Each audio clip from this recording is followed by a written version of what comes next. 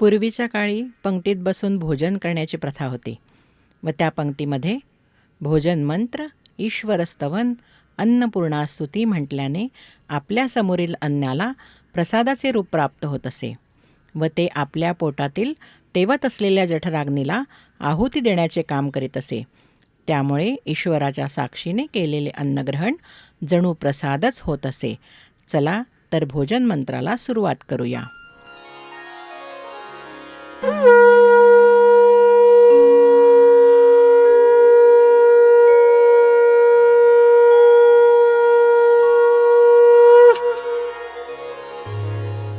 ओम श्री परमात्मने नमः. ओम श्री सद्गुरुवे नमः. हरि ओम सच्चिदानन्दरूपाय विश्वोत्पत्त्यादिहेतवे तापत्रयविनाशाय श्रीकृष्णाय वयं नुमः. गोपाल कृष्ण भगवान की जय. वदनी कवळ घेता नाम घ्या श्रीहरीचे, सहज हवन होते नाम घेता फुकाचे. जीवन करी जीवित्वा अन्न हे पूर्ण ब्रह्म, उदर भरण नोहे जाणिजे यज्ञ कर्म. सीताकांत स्मरण जय जय राम. पार्वती पते हर हर महादेव. ओम सहना भवतु सहनौ भुनक्तु सह वीर्यं करवावहै. तेजस्विनावधीतमस्तु मा विद्विषावहै.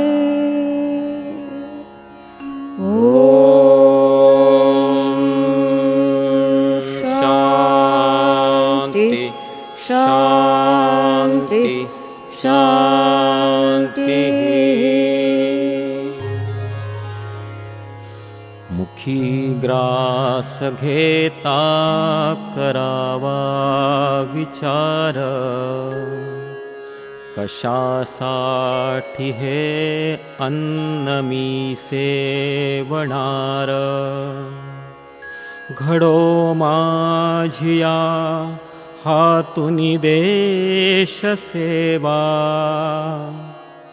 म्हणोनी मिळावी मला शक्ती देवा. जय जय रघुवीर समर्थ.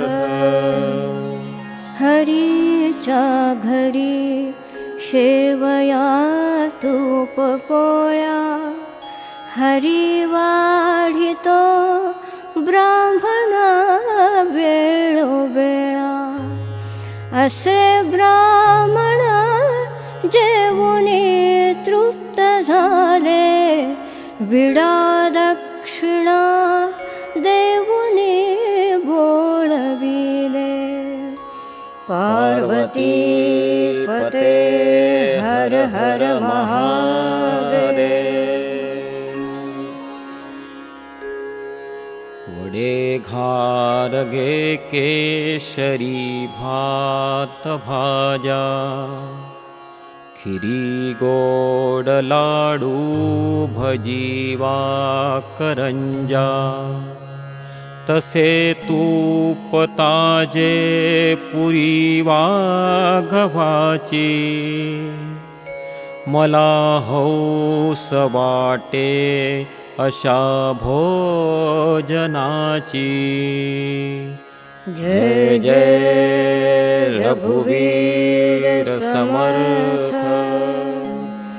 गोविंद गोपाळ हे दोघे बंधू जेवीत होते दही भात लिंबू रसाळ लिंबू परिपाक त्याचा पोटात घ्यावा रस पिंपळीचा गोपाळ कृष्ण भगवान की जय. बरे सत्य बोला यथा तथ्य चाला बहुमानिती लोक तेणे तुम्हाला धरा बुद्धिपोटी विवेके मुले हो बरा गुण तो अंतरा माझी राहो. जय जय रघुवीर समर्थ. ॐ ब्रह्मार्पणं ब्रह्महविः ब्रह्माग्नौ ब्रह्मणाहुतं ब्रह्मैव तेन गन्तव्यम् ब्रह्मकर्म समाधिना. ॐ शान्ति शान्ति शान्तिः. अहं वैश्वानरो भूत्वा प्राणिनां देहमाश्रिता प्राणापानसमायुक्ता पचाम्यन्नं चतुर्विधम्. अन्नं ब्रह्मा रसं विष्णुं भोक्ता देवो जनार्दनम्. एवं ध्यात्वा तथा ज्ञात्वा अन्नदोषो न लिप्यते. गोपाल कृष्ण भगवान की जय. श्री कृष्णार्पणमस्तु. राम कह्यासु सुख उपजे कृष्ण कह्या दुख जाय.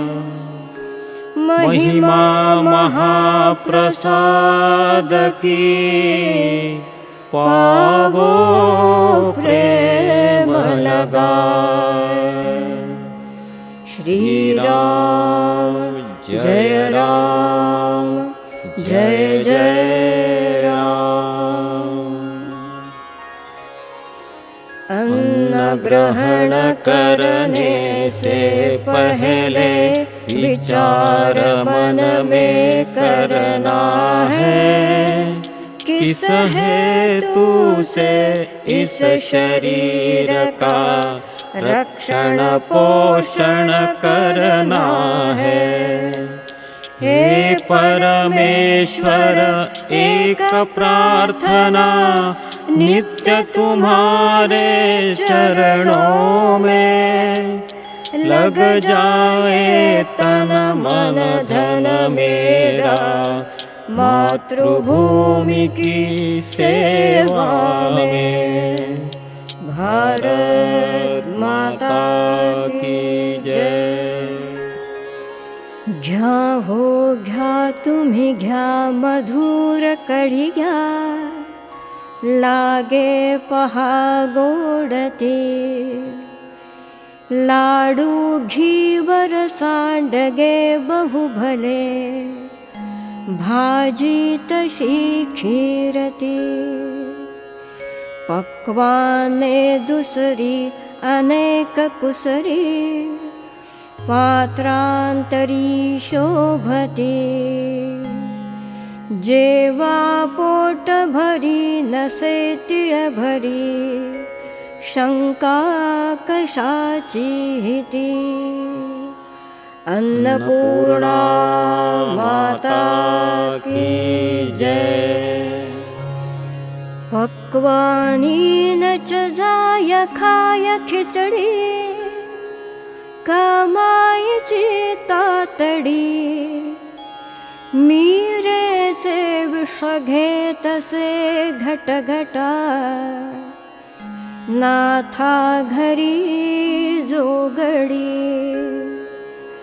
चोख्याच्या सदनी गुरे फरफरा, ओढी दिसे भागला,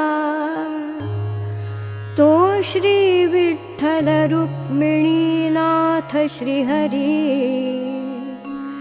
विटे उभा सावळा, पंढरीनाथ महाराज की जय।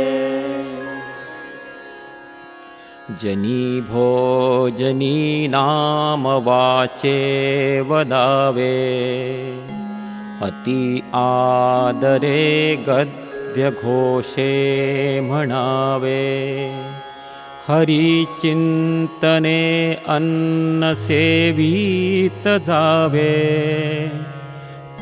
तरी श्री हरी पाविजे तो स्वभावे। जय जय रघुवीर समर्थ, धर्माच्या करिता आम्हास जगती, रामाने धाडियले, ऐसे जाणूनी राम भक्ती करण्या, ऐश्वर्य हे लाभले। आता धर्म सख्या तुझ्या पुढतिया, नम्रत्वतेने असे, इच्छा हो जशी मानसी करीतसे, हा देह तुझासे। श्रीराम जय राम जय जय राम। सांभाळा निज धर्म मायापुरी, स्वामी दया सागरा, अज्ञानत्व हरोनि बुद्धिमती दे, आराध्य मोरेश्वरा। चिंता क्लेश दरिद्र दुःख बगे, देशांतरा पाठवी, हे रंबा गणनायका गजमुखा, भक्ता बहु तोषवी। मंगलमूर्ती मोरया, मोरया मोरया मी बाळताने, तुझीच सेवा करू काय जाणे। अन्याय माझे कोट्यानुकोटी, मोरेश्वराबा तू घाल पोटी। मंगलमूर्ती मोरया। पिता माता बंधू तुझ बिन नसे कोणी मजला, बहु मी अन्यायी परिसकलही लाज तुझला। न जाणे मी काही जप तप पूजा साधन रुची, कृपा दृष्टी पाही तुझ शरण आलो गणपती. सद्गुरुनाथ महाराज की जय. गणपती तुझे नाव चांगले, आवडी बहु चित्तरंगले. प्रार्थना तुझी गौरी नंदना, हे दयानिधी श्री गजानना. मंगलमूर्ती मोरया, अहो येता जाता उठत बसता कार्य करिता. सदा देता घेता वदनी वदता ग्रास गिळता. घरी दारी शय्ये वरी रती सुखाचे अवसरी. समस्तांची लज्जा त्यजुनी भगवत चिंतन करी. जय जय रघुवीर समर्थ. नाम सदा बोलावे, गावे भावे जनासी सांगावे. हाच सुबोध गुरूंचा नामा परते न सत्य मानावे. माझा राम सखा मी, रामाचा दास नित्य बोलावे. हाच सुबोध गुरूंचा रामापाशी अनन्य बगावे. दाता राम सुखाचा, संसारा मान तू प्रभू सेवा. हाच सुबोध गुरूंचा संतोषा सर्वदा मनी ठेवा. प्रेमात राम रमतो, प्रेमाला मोलना जगा माझी. हाच सुबोध गुरूंचा गुरुरायाला तहान प्रेमाची. सद्गुरु श्री ब्रह्म चैतन्य महाराज की जय.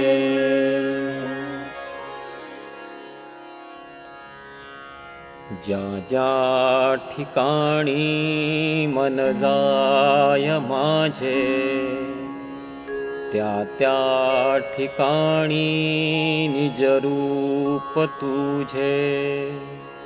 मी ठेवितो मस्तक ज्या ठिकाणी, तेथे तुझे सद्गुरु पाय दोन्ही.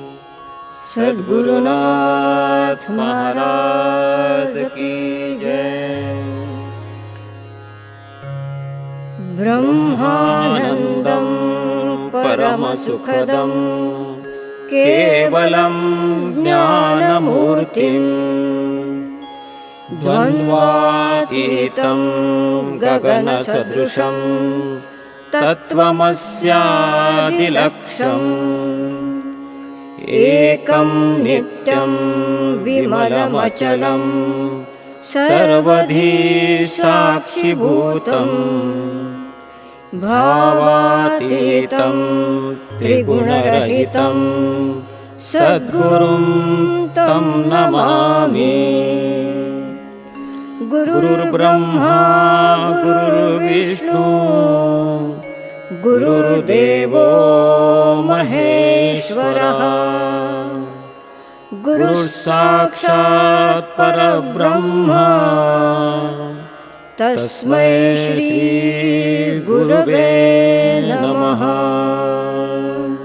सद्गुरुनाथ महाराज की जय.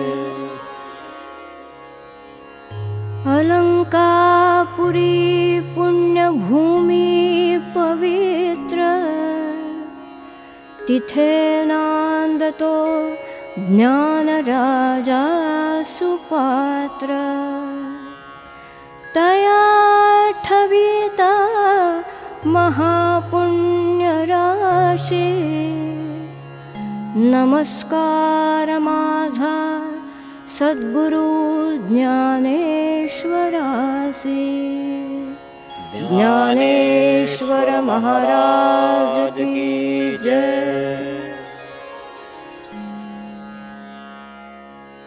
शुकासारिखे पूर्ण वैराग्य ज्याचे वशिष्ठा परिज्ञान योगेश्वराचे कवी वाल्मिका सारिखा मान्य ऐसा नमस्कार माझा सद्गुरु रामदासा। जय जय रघुवीर समर्थ जयाचा जनी जन्मनामार्थ झाला जयानी सदा वासना मात केला जयाच्या मुखे सर्वदा नाम कीर्ती नमस्कार त्या ब्रह्मचैतन्यमूर्ती सद्गुरुनाथ महाराज की जय। तराणे जयाची असे जन्मभूमी श्री दत्त उपासना नित्यनेमी गुरु वासुदेवे कृपा पूर्ण केली नमस्कार नाना समाजा त्रिकाळी सद्गुरुनाथ महाराज की जय। बडोदे जयाची असे जन्मभूमी श्री दत्त उपासना नित्यनेमी सद्गुरु नाना कृपा पूर्ण केली नमस्कार त्या स्वामी जनार्दनासी सद्गुरुनाथ महाराज की जय। कैलासराणा शिवचंद्रमौळी फणींद्रमाथा मुकुटी झळाळी कारुण्य सिंधू भवदुःखहारी तुझ वीण शंभो मज कोण तारी ओ नमः शिवाय। रामा तुझे कोमल नाम घेता संतोष वाटे बहुफार चित्ता बापा दयाळा मज भेट द्यावी दारिद्र चिंता अवघी हरावी श्रीराम जय राम जय जय राम। रामो राजमणि सदा विजयते रामं रमेशं भजे रामेणाभिहता निशाचरचमू रामाय तस्मै नमः। रामान्नास्ति परायणं परतरं रामस्य दासोऽस्म्यहम् रामे चित्तलयः सदा भवतु मे भो राम माम् उद्धर। श्रीराम जय राम जय जय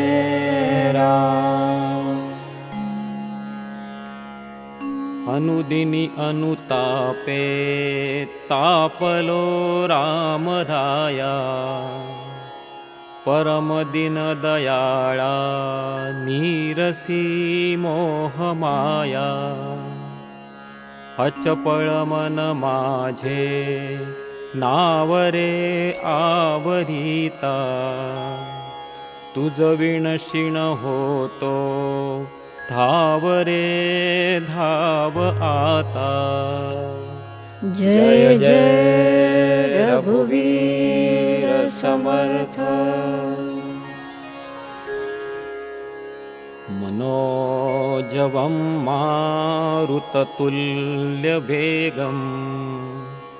जितेन्द्रियं बुद्धिमतां वरिष्ठं वातात्मजं वानरयूथमुख्यं श्रीरामदूतं शरणं प्रपद्ये श्रीराम जय राम जय जय राम मूकं करोति वाचालं पङ्गुं लङ्घयते गिरिं यत्कृपातमहं वन्दे परमानन्दमाधवम् गोपालकृष्ण भगवान की जय। सदा सर्वदा योग तुझा घडावा तुझे कारणी देह माझा पडावा उपेक्षू नको गुणवंता अनंता रघुनायका मागणे हेची आता जय जय रघुवीर समर्थ उपासनेला दृढ चालवावे भूदेव संतासी सदा नमावे सत्कर्मयोगे वय घालवावे सर्वामुखी मंगल बोलवावे सद्गुरुनाथ महाराज की जय। मना सज्जना भक्ति पंथेची जावे तरी श्री हरी पाविजे तो स्वभावे जनी निंदते सर्व सोडून जावे जनी वंदते सर्व भावे करावे जय जय रघुवीर समर्थ शान्ताकारं भुजगशयनं पद्मनाभं सुरेशं विश्वाधारं गगनसदृशं मेघवर्णं शुभांगं लक्ष्मीकान्तं कमलनयनं योगिभिर्ध्यानगम्यं वन्दे विष्णुं भवभयहरं सर्वलोकैकनाथं श्रीराम जय राम जय जय राम। सर्वमङ्गलमाङ्गल्ये शिवे सर्वार्थसाधिके शरण्ये त्र्यम्बके गौरी नारायणी नमोस्तुते अन्नपूर्णे सदा पूर्णे शंकर प्राणवल्लभे ज्ञानवैराग्यसिद्ध्यर्थं भिक्षां देहि च पार्वती माता च पार्वती देवी पिता देवो महेश्वरः बान्धवाः शिवभक्ताश्च स्वदेशो भुवनत्रयम् अन्नपूर्णा माता की जय। पार्वती पते हर हर महादेव।